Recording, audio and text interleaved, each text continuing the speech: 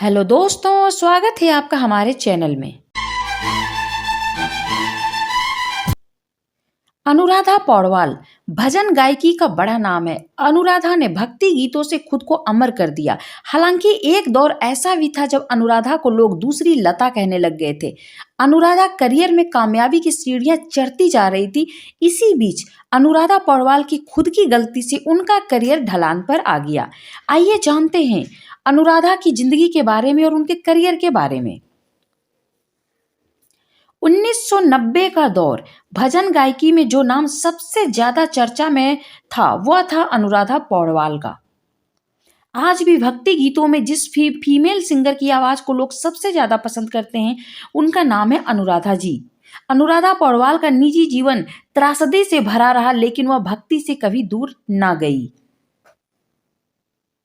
पहले पति छीना, फिर प्रेमी और फिर नौजवान बेटा। वक्त के थपेड़े झेलते अनुराधा ने जीवन का सफर आगे बढ़ाना जारी रखा। उनके फोन की रिंगटोन मंदिर की घंटी वाली है। हर सुबह घर पर हवन होता है और निवास भी मानो किसी मंदिर जैसा है। कई लोगों के लिए वह देवी समान है। ऋषिकेश मुखर्जी की अभिमान में अनुराधा पौडवाल एक ज्योतिष से मिली थी, जिसने उस वक्त उनको कहा था कि वह भक्ति संगीत में एक क्रांति लेकर आएंगी। अनुराधा ने एक इंटरव्यू में बताया था कि जब उनकी फिल्म हीरो हिट हुई तब उन्हें और भी गाने मिलने की उम्मीद हो गई थी, लेकिन हालात बदल चुके थे। मल्टी स्टार कास्ट फिल्में बन रही थी और बहुत कम सिंगल या ड्यूट सॉन्ग उनमें होते थे। वह इन सबसे खुश नहीं थी और फिल्म इंडस्ट्री छोड़ने पर विचार करने लग गई थी। फिर वह कलकत्ता के दक्षिणेश्वर काली मंदिर गई। मां से प्रार्थना का परिणाम ऐसा हुआ कि इसके तुरंत बाद अनुराधा पौडवाल को एक कैसेट लॉन्च में मुख्य अतिथि के रूप में आमंत्रित किया गया, जहां गुलशन कुमार के पिता चंद्रभान कुमार ने उन्हें टी सीरीज के लिए गाने के लिए कहा और इसके बाद आगे जो हुआ वह इतिहास बनकर रह गया। उन्होंने 1990 में आशिकी और दिल, 1991 में दिल है कि मानता नहीं और साजन और 1992 में बेटा की अपार सफलता के साथ उस शिखर को छुआ जिसके लिए वह तरसती थी। मेरा जानू है तू मेरा दिलबर है, बहुत प्यार करते हैं तुमको सनम। मिलके हंसी वादियों में सोचती हूँ मैं चुप रहूं कैसे, दर्द दिल आंसुओं को पी गई जाने कैसे जी गई। ये तो जिए कैसे, चाहे मेरी मजबूरी कैसे मैं बताऊं। उन्होंने बताया कि उनकी पहली भेंट देवी गीत आऊंगी आऊंगी अगले बरस में आऊंगी जब दिल्ली में रिलीज हुआ तो 1 घंटे में 90,000 से अधिक कैसेट बिक गए। उन्होंने कहा कि जिन वैष्णो देवी पर यह गीत था, मैं तब तक उनके मंदिर वैष्णो देवी धाम भी नहीं गई थी। मुझे ये भी नहीं मालूम था कि जयकारे कैसे करते हैं, लेकिन इस गाने के बाद जब मुझे भक्ति गीतों के बाजार का एहसास हुआ तब मैंने HMV पॉलीडोर म्यूजिक इंडिया से संपर्क किया, लेकिन वहां से मुझे यही कहा गया कि भजन का कोई बाजार नहीं है। अनुराधा पौडवाल उन प्रमुख गायिकाओं में से एक है जिन्होंने 90 के दशक में लगभग सभी हिट कमर्शियल फिल्मों में काम किया। गुलशन कुमार के साथ उनके कथित संबंधों की खबरें भी खूब पढ़ी जाती रहीं। इन अटकलों पर दोनों ने कभी भी सफाई देना जरूरी नहीं समझा। हालांकि अनुराधा पौडवाल दिग्गज कंपनी टी सीरीज के साथ करीबी से जुड़ी हुई थी और उन्होंने हमेशा अपने करियर में योगदान के लिए गुलशन कुमार की तारीफ भी की। टी सीरीज के तत्कालीन मालिक गुलशन कुमार की जुहू के जीत नगर में एक मंदिर से बाहर निकलते समय गोली मारकर हत्या कर दी गई थी।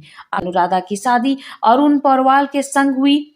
अरुण SD बर्मन के असिस्टेंट थे और खुद भी एक म्यूजिक कंपोजर थे।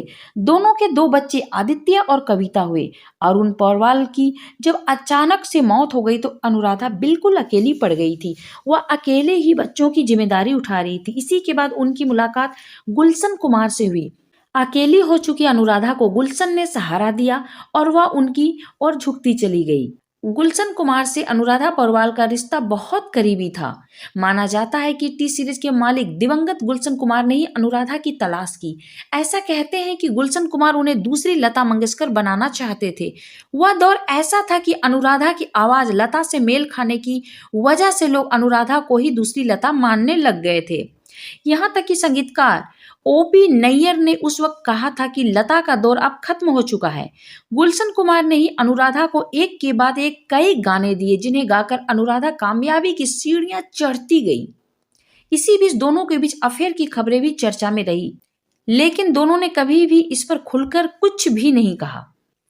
अनुराधा ने इसी वक्त टी सीरीज और गुलशन से लगाव की वजह से ऐसा फैसला कर लिया जिससे उनके करियर ने यू टर्न ले लिया। अनुराधा जब अपने करियर की उफान पर थी तभी उन्होंने मीडिया के सामने आकर कह दिया अब वे सिर्फ टी सीरीज के लिए ही गाएंगी। यही फैसला उनके लिए लक्ष्मण रेखा बन गया। 80 और 90 के दौर में 3 चीजों ने दिलों पर राज किया। पहली रोमांटिक प्रेम कहानियों ने, दूसरी दिल को छू लेने वाले गानों ने और तीसरा अलका याग्निक की आवाज ने। अनुराधा के फैसले का फायदा सीधा मिला अलका याग्निक को। सालों बाद गुलशन कुमार की हत्या से अनुराधा टूटी। इसके बाद उन्होंने फिल्मी गाने गाना छोड़ ही दिया। अलका याग्निक के साथ रहा 36 का आंकड़ा। जिस अलका याग्निक को करियर में बढ़त अनुराधा पौडवाल के फैसले से मिली, एक इंटरव्यू में वही उन पर हमलावर दिखाई दी थी। अलका याग्निक ने दिग्गज गायिका अनुराधा पौडवाल पर उनके गानों की डबिंग करने का आरोप लगाया था। 1997 के फिल्म फेयर एडिशन में अलका याग्निक ने कहा था कि पौडवाल ने उनके गाने दिल की कलम से ये इश्क बड़ा बेदर्दी है और ओ राम जी को डब किया। अलका ने सीधे शब्दों में कहा था उनकी हिम्मत कैसे हुई। अनुराधा बार बार मेरे साथ ही ऐसा क्यों करती हैं। जब उन्होंने दिल फिल्म के मेरे गीतों को डब किया तब उनके पास एक रेडीमेड बहाना था कि उनकी आवाज माधुरी दीक्षित पर मुझसे ज्यादा फिट बैठती है। फिर उन्होंने ट्विंकल खन्ना पर भी फिल्माए मेरे गीत को भी डब किया। तो इस तरह से अलका याग्निक हमेशा अनुराधा पौडवाल के खिलाफ रही। वो उनसे नफरत की भावना रखती थी। जबकि अगर अनुराधा पौडवाल ये फैसला नहीं लेती कि वो सिर्फ टी सीरीज के लिए गाएंगी तो आज अलका याग्निक नाम की कोई भी गायिका नहीं होती। तो दोस्तों, आपने देखा अनुराधा पौडवाल के जीवन कितने उतार चढ़ावों के साथ गुजरा है। आज उनके साथ उनका बेटा नहीं है, फिर भी वो जी रही है। उनका पति नहीं है, फिर भी वो जी रही है। उनके जिनसे वो बेइंतहा मोहब्बत करती थी, गुलशन कुमार, उनकी भी हत्या कर दी गई और वो भी नहीं है। इसके बावजूद वो टूटी नहीं, बिखरी नहीं और आज भी वो अपने आप को संभाले हुई है। तो दोस्तों, कैसी लगी ये छोटी सी जानकारी अनुराधा पौडवाल के बारे में जानकर? अगर अच्छी लगी हो तो मेरे चैनल को सब्सक्राइब करना ना भूलिएगा। Thank you so much. अपना ख्याल रखिए, स्वस्थ रहिए, मस्त रहिए, यूं ही मुस्कुराते हुए रहिए।